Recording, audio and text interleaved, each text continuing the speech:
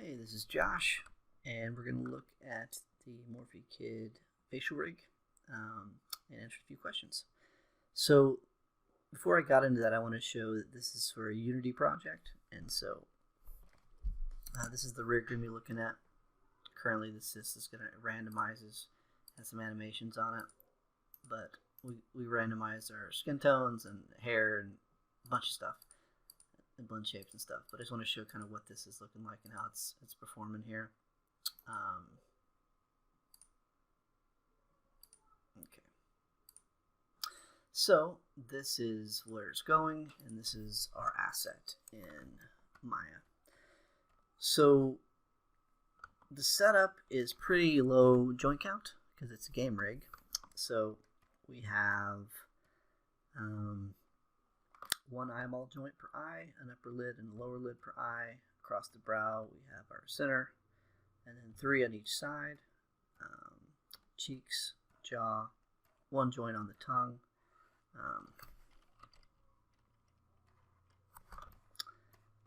There's our tongue control. And there's our lip. So we have 1, 2, 3, 4, 5, 6, 7 across. One on the nose. I don't have nostril joints in this asset. I do have sneer joints, and I have cheek. One of the annoying things with especially Unity mobile target is we have a 4 vertice cap on our skinning, so it makes skinning kind of nightmarish. I'm going to show you some animations here in a sec, but I just wanted to kind of show the setup and answer a few questions ahead of time that you all had. Let me find that. I wrote that down. I'm going to pause this for a second. Okay, so when we get to the brows and the facial class, we're going to be in ribbons. And so this has, here, let me show you this. On my rigs, I have this thing to turn on the rig guts, the brow on. And let's turn off Geo. So here you see my ribbons. I got a ribbon on this side and a ribbon on the other side. It gets you a lot more bang for your buck once you have, I'm doing the lips too, once you have a lot more joints on the brow for a more, I guess, a higher fidelity rig than what this is. Lower face on. All right, and there's my ribbons for the lower face. So one of you had asked also about layers. So what you'll see here is I have a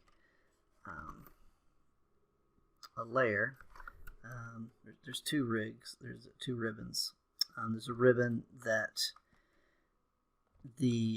this control rides on, so I get this movement on this one for free. It's track point, and then I have the actual joint chain one that the joints are actually attached to, which is again kind of what we're going to do for the class. So you'll see that the ribbon. So when I rotate that, it's rotating that ribbon, and that's where we get our rotation. And then if I had, another line or some more joints to place all up here, you could get more control up there. But again, this is a game rig, so we don't need that much fidelity in what we're doing. So in terms of muzzle, let me show that. So here's my muzzle control. So you'll see I have the lower face all follows that. Got some skinning influence up here on my muzzle joint. I should probably get that out of the eyebrows. So the jaw is going to follow that. The nose I have is kind of a blend. So one thing you can do is you can have track points. So like this nose has a track point that is kind of halfway between what the root is doing and what this is. And I did that so I'd have some fall off between. Same thing here. So that's how that's happening.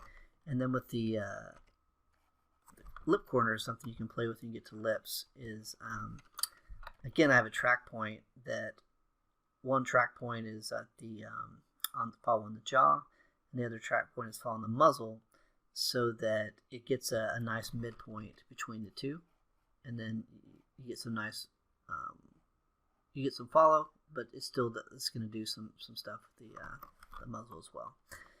It just feels better than doing just a direct one-to-one track with the jaw, to me at least. You can do that. People do that. It's just kind of what I like to do. We will be looking at a full lid setup. I don't have it on this asset, which is a curve that goes through the lid joints to seal it. And I use that same concept. I have a seal setup. It's not as awesome as it is on the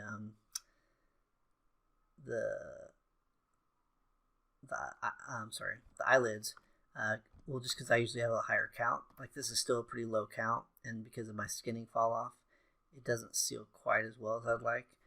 But if I had a higher joint count, like I'm going to do for the next asset I do for a demo, it's going to have a lot higher count, and you'll feel that a lot more. And something else I'm playing with is, so how that works is, again, it's a blending of track points. So I attach on my ribbon, I have the, let me just reset this so I can show what that is. Okay. And let's turn joint X-ray off. Okay. So on a ribbon at creation, I have two ribbons, right? You have the lower ribbon and the upper ribbon.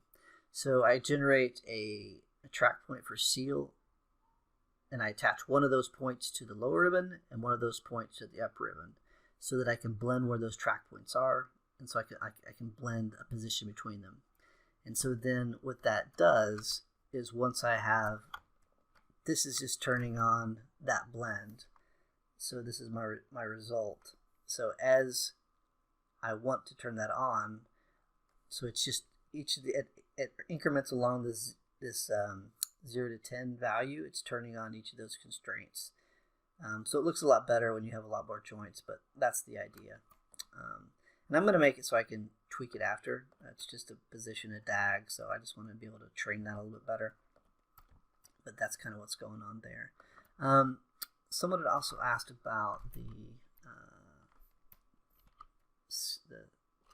teeth joints. Come on, Maya. Reset.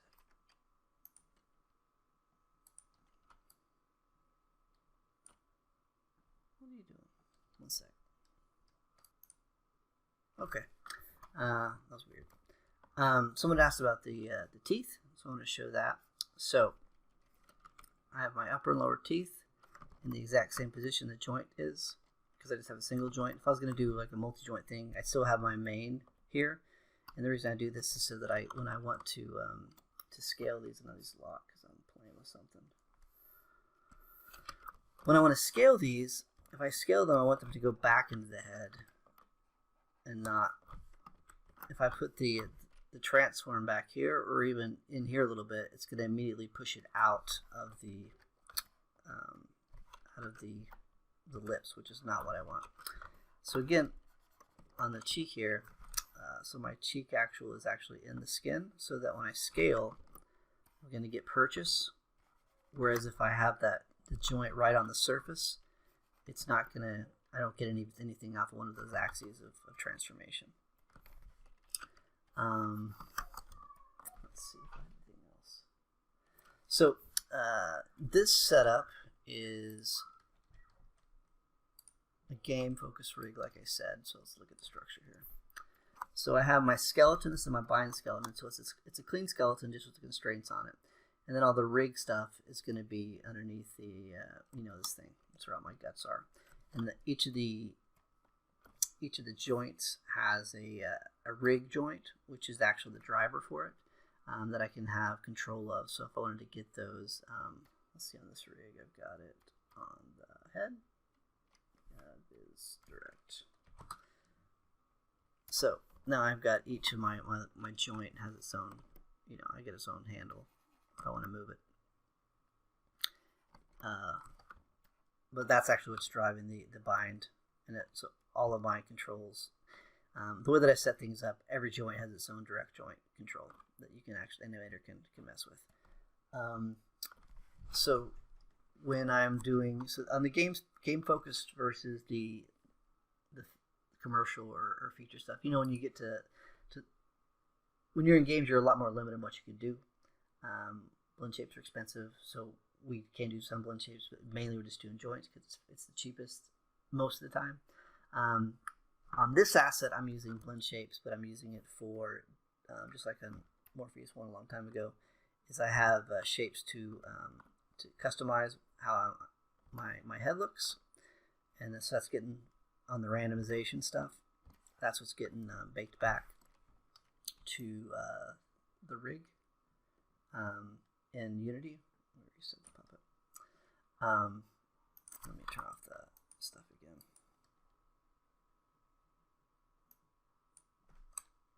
Off. All right. Let's see. And then I also use blend shapes when I'm polishing a model. So I have I wasn't happy with the thickness of my lip here. It felt really thin, and so I made a blend shape to tweak that. And so that's what that is. And so it's a way to, after you get your rig and you can move it around, to still tweak and polish on your mesh, and then you can push that back to your base mesh if you so desire, or leave it as blend shape for whatever you need to do. Something else, this worked. I was surprised this worked. I didn't know this worked until I tried it. But instead of having two blend shapes for like cheek out, I have one at a 0.2 value as a sub blend shape target, and then another one at the 1. So I just have one attribute for the game engine to address and use, and then I don't have to worry about fancy coding on the Unity side to say, hey, if you're using the cheek out shape, don't use the cheek in shape. I can just have it on 1. So it's just a economy thing. Let's go ahead and look at a animation here real quick. So miss scene. This is our scene tool. This is what we use on our projects. So I can switch between projects quickly. And let's go ahead and do cutscene expressions. Let's do happy, I guess, or smile's fine. Load animation. And this is what we use for exporting our animations and stuff. And again, this is all part of our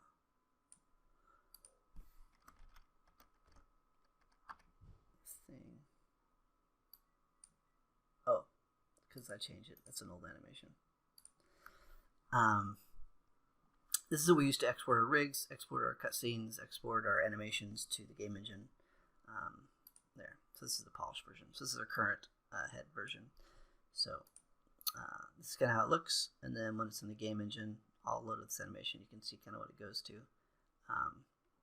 And then we have our shot split up.